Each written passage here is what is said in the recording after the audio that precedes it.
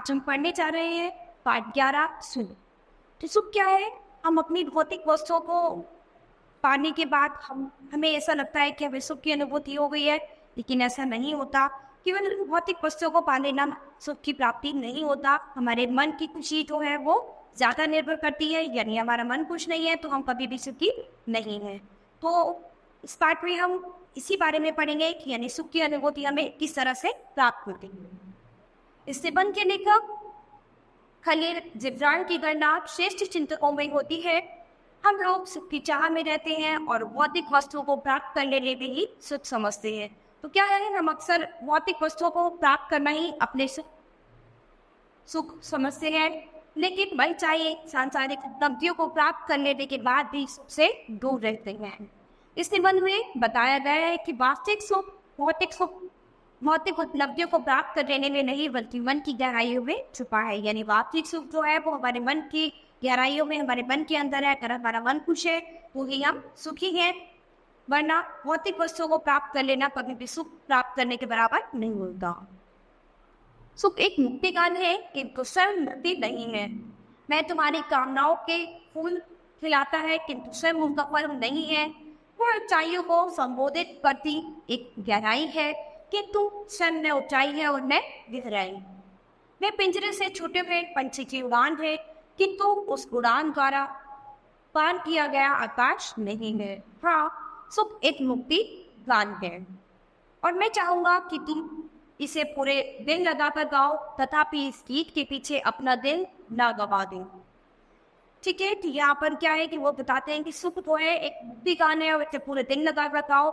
यदि सुख जो है हमारे मन के अंदर छुपा होता है, उसे अपने अंदर से बाहर निकालो। तो में से कुछ जवान लोग सुखों की तलाश में इस तरह भागते हैं जैसे वही सब कुछ हो और इसके कारण कलंकित और निंदित भी होती है। मैं उन पर कलंक नहीं लगाऊंगा, मैं उनकी निंदा करूंगा। मैं उन्हें सुख की तलाश करने दूंगा, क्योंकि उन्हें प्रसन्नता तो मिलेगी, किंतु वह अकेली नहीं होगी। प्रसन्नता की 7 महीने हैं और उनमें जो सबसे कम सुंदर है वह प्रसन्नता से भी अधिक सुंदर है। प्रसन्नता के 7 महीने हैं और उनमें जो सबसे कम सुंदर है वो प्रसन्नता से भी अधिक सुंदर है। क्या तुमने उस मनुष्य के बारे में नहीं सुना जो कंदमूल उखाड़ने के लिए जमीन खोद रहा था और उसे गड़ा हुआ खजाना मिल गया? तुम में से कुछ बुरे लोग अपने सुखों को खेद सहित याद करते हैं, जैसे नशे की हालत में किए गए किन्हीं गुनाहों को याद करते। किंतु खेद मनुष्य के मन में आच्छादित ही करता है, दंडित नहीं करता। यानी अगर किसी मनुष्य को अपने किए हुए पर खेद रहता है, अपनी गलती का पछतावा रहता है, तो क्या है कि वो केवल खेद ही कर सकता है, अपने आप को कभी दंड नहीं कर सकता। उन्हें अपने इन सुखों को कृतज्ञ भाव से याद करना चाहिए, जैसे किसी ग्रीष्म ऋतु में काटी हुई भरपूर फसल को याद करती हूँ। तो क्या है, अपने सुखों को हमेशा में याद रखना चाहिए, भूलना नहीं चाहिए। जैसे ग्रीष्म ऋतु में हम अपनी फसल काटे में याद रखते हैं ना, उसी तरह हमें अपने सुखों को भी याद रखना है, अपने सुखों को भूल नहीं जाना। यदि दुख आते ही हमें ये नहीं सोचना कि हमारे पास सुख है ही नहीं, तो अपने सुखों को हमें याद करना चाहिए। किंतु यदि खेद में ही उन्हें संतोष मिलता है तो हमें संतोष पाने को।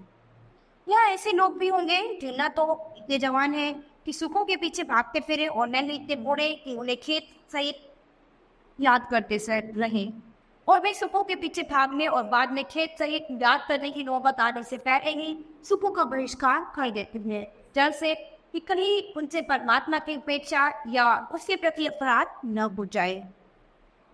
किंतु सुखों से विरक्त रहने से भी उन्हें सुख ही मिलता है।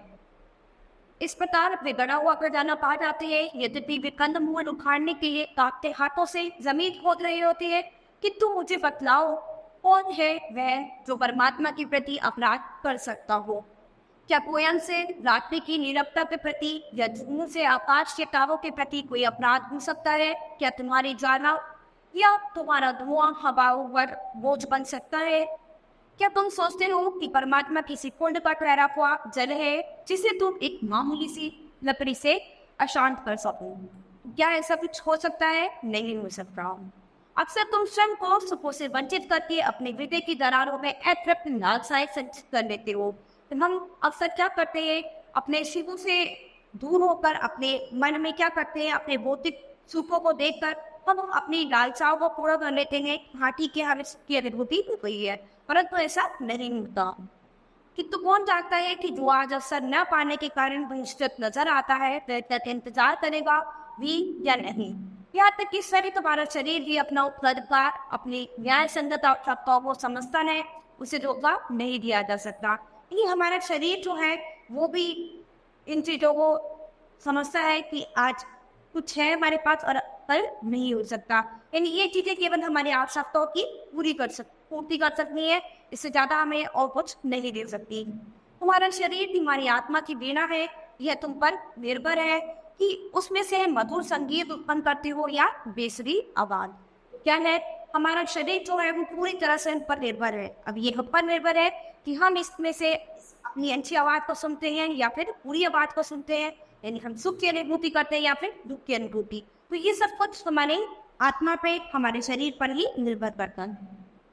अब तो दिल से पूछो कैसे पहचान पाएंगे कि सुख में क्या है जो अच्छा है और क्या है जो अच्छा नहीं है। तो हमें अपने दिल से पूछना है कि ऐसा क्या है, कैसे सुख को पहचान पाएंगे कि सुख क्या है, कैसे पता चलेगा कि क्या अच्छा है और क्या अच्छा नहीं है, कैसे पता चलता है, नई चीज बताएंगे। इसका उत्तर पाने के लिए तुम अपने खेतों और बगीचों की तरफ जाओ और तुम्हें ये ज्ञान प्राप्त हो जाएगा कि फूलों से मधु एकत्र करना मधुमक्खी को सुख देता है, क्योंकि मधुमक्खी के लिए फूल ही जीवन का अमृत स्रोत है। फूल तथा मधुमक्खी दोनों के लिए सुख का आदान प्रदान एक आवश्यकता, एक आनंदकारी अनुभव है। क्या है कि ये सब पहचानने के लिए आप एक बगीचे में जाइए, वहां पर क्या है, फूलों पर एकत्र जो मधुमक्खी होती है उनको देखिए।